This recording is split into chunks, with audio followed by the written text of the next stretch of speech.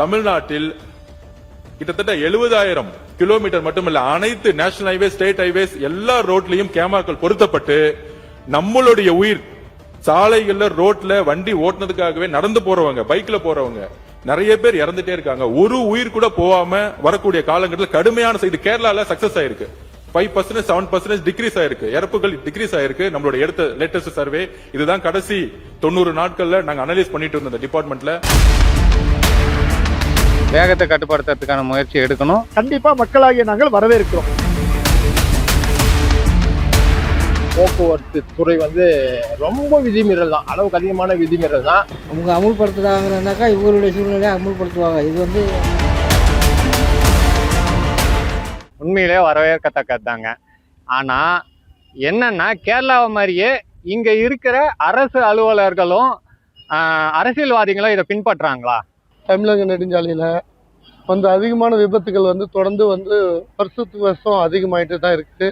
அதை குறைக்கிறதுக்கு அந்த வேகத்தை குறைக்கணும்னு சொல்லியிருக்கிறாங்க. அது உண்மையிலே வரவேற்கத்தக்க ஒரு விஷயந்தான்.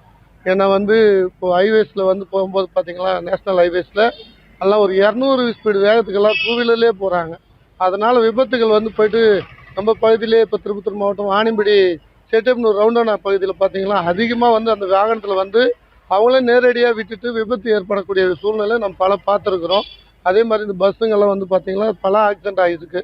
இதனால இந்த மாதிரி தமிழக அரசு இந்த முன்னெடுத்திருக்குது. சட்டத்துக்கு உட்பட்ட ஒரு வேலையை அந்த 280 கிலோமீட்டர் வேகமோ 100 கிலோமீட்டர் வேகத்துக்குள்ளே செய்யணுன்ற ஒரு விஷயம் வரவேற்கத்தக்க ஒரு விஷயம்தான். சூழ்நிலைக்கு ஏற்றவாறு தான் நடக்க முடியும். அதாவது ஒரு இடத்துல வேகமாக போகிற மாதிரி சூழ்நிலை இருக்கும், ஒரு இடத்துல மெதுவாக போகிற மாதிரி சூழ்நிலை வரும். அந்த மாதிரி இருக்கிறப்போ சூழ்நிலைக்கு ஏற்றவாறு தான் நடக்கிற மாதிரி இருக்கும். அவங்க அமுல்படுத்துகிறாங்கன்னாக்கா இவங்களுடைய சூழ்நிலையை அமுல்படுத்துவாங்க. இது நடைமுறைக்கு ஒத்து வருமா வராதாங்கிறது பின்பற்றி பின்னால் பார்த்தா தான் தெரியும். உண்மையிலுமே இதை நாங்கள் வரவேற்கிறோம். அதுக்கான உட்கட்டமைப்பு வசதிகளை ஏற்படுத்தணும். நெடுஞ்சாலையில் இப்போ பார்த்தீங்கன்னா கேமராக்கள் இல்லை.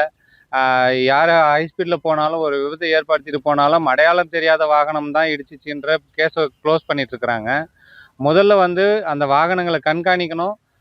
நிறைய அன்ரிஜிஸ்டர்ட் வெஹிக்கிள்ஸ் ரோட்ல போயிட்டு இருக்கு. அதுங்களை முதல்ல முறைப்படுத்துறதுக்கு நடவடிக்கை எடுத்தாவே விபத்துகள் குறையும். நம்ம வண்டி யாரும் கண்டுபிடிக்க முடியாது அப்படின்ற தைரியத்துல தான் நிறைய பேர் வாகனங்களை இயக்குறாங்க. அதனால இந்த அன்ரிஜிஸ்டர்ட் வெஹிக்கிள்ஸை முறைப்படுத்திட்டு வேகத்தை கட்டுப்படுத்துறதுக்கான முயற்சி எடுக்கணும். நல்லதாக சார் நான் பார்க்குறேன். அந்த வேக கட்டுப்பாடுங்கிறத வரவேற்கிறேன். ஆனால் அந்த சிசிடிவிங்கிறது தனி மனித சுதந்திரத்தில் ஏதோ பாதிக்கிற மட்டும் எனக்கு தெரியுது.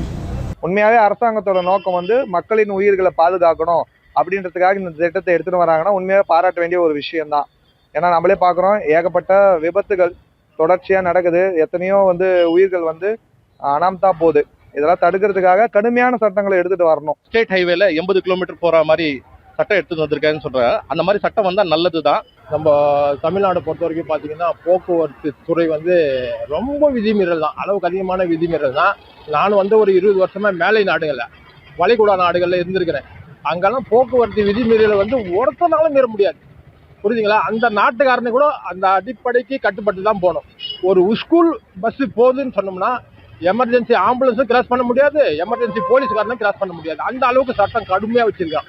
புரியுதுங்களா? ஆனால் இங்கே என்னன்னு கேட்டிங்கன்னா, அரசு அலுவலர்கள், இப்போ உதாரணத்துக்கு நம்ம காவல்துறை எடுத்துக்கிங்களேன், அவங்க சில சமயத்தில் ஹெல்மெட் போடாதே போவாங்க. அதெல்லாம் கண்டுக்கூடாது. ஆனால் பொதுமக்கள் எப்படின்னா ஒருத்தர் போய் ஹெல்மெட் போடாத போயிட்டாலும் அவனுக்கு பிடிச்சிருவாங்க. புரியுதுங்களா? இங்கே சட்டம்ன்றது முதல்ல அரசு ஊழியர்களுக்கும் அரசு இந்த காவல்துறையும் கடைபிடிச்சாவே மக்கள் ஆட்டோமேட்டிக்காக கடைபிடிச்சிருவாங்க. மக்களுக்கு ரொம்ப ஆக்சிடென்ட் ரொம்ப நிறைய குறைக்கலாம். தமிழ்நாடு நிறைய ஆக்சிடென்ட் ஆகுது. இதெல்லாம் குறைக்கிறது நல்ல வாய்ப்பு. விபத்துனாக்கா நான் ஆக்சிடென்ட் ஆகணும்ட்டு நான் போறதில்லை. ஆனால் எதிர்பாராத விதமா அந்த வர வாகனங்களோட ஸ்பீடை குறைக்கணும். இப்போ 100, 110, 120 வராங்க. திடீர்னு ஏதோ ஒரு பிரேக் டவுனர் ஆகுது, இல்லை ஏதோ ஒரு ஃப்ரண்ட் டயரோ பேக் டயர் பஞ்சர் ஆகுது. அப்போ கண்ட்ரோல் கிடைக்காம போய் நிற்கிறவங்களோ இல்லை நடந்து நிற்கிறவங்களோ நின்றுட்டு இருக்கிறவங்களோ இடிக்கிறாங்க. அது எதனால இருக்கு? அதிக வேகம் இருக்கிறதுனால தான். அதை குறைச்சோம்னா இந்த விபத்தை குறைக்கிறதுக்கு நல்ல வாய்ப்பு இருக்கு. அதனால இந்த திட்டத்தை கண்டிப்பா மக்களாகிய நாங்கள் வரவேற்கிறோம். அரசு அலுவலர்களும் அரசியல்வாதிகளும் அந்த பம்பர் இல்லாத வாகனங்களை பார்க்க முடியாது. அழகா கொடி கட்டிட்டு பறக்குறாங்க. அதே மாதிரி பார்த்தீங்கன்னா கேரளாவில் அந்த பிளாக் ஃப்ளேம் ஓட்டக்கூடாது அந்த கண்ணாடிங்களில், அதை இன்னைக்கு வரையும் ஃபாலோ பண்ணுறாங்க, கிழிச்சிடுறாங்க. இங்கே பண்ண முடியுமா? 70 100 கிலோமீட்டர் தான் போடுற சட்டம் வரவேற்க வேண்டியது. பொதுவாகவே நாட்டில் வந்து அதிகபட்சமாக ஆக்சிடென்ட் நடந்துட்டு போச்சு. இது வரைமுறைப்படுத்தினா தமிழ்நாடு முழுக்க அறிவுப்படுத்தினார் தான் அது சரியான தீர்வாக இருக்கும். நாட்டு மக்கள் நல்ல விஷயம் தான் எனக்கு வரவேற்று. விபத்துகளை தவிர்க்கிறதுக்கு கொண்டு வந்திருக்க சட்டங்கள் ஏற்றுக்கொள்ளக்கூடியது தான். சிசிடிவி பொருத்தினால் பெண்களுக்கு, ஸ்கூல் படிக்கிற பசங்களுக்கு மணல் திருடு நடக்காது இருக்கும், பல இன்னல்களை சந்திக்காது இருக்கும். அந்த கேமரா பொருத்தினா நல்லா இருக்கும், காவல்துறைக்கும் நல்லா இருக்கும், சீக்கிரமாக அந்த குற்ற கண்டுபிடிக்கிறதுக்கு ஏதுவாக இருக்கும்.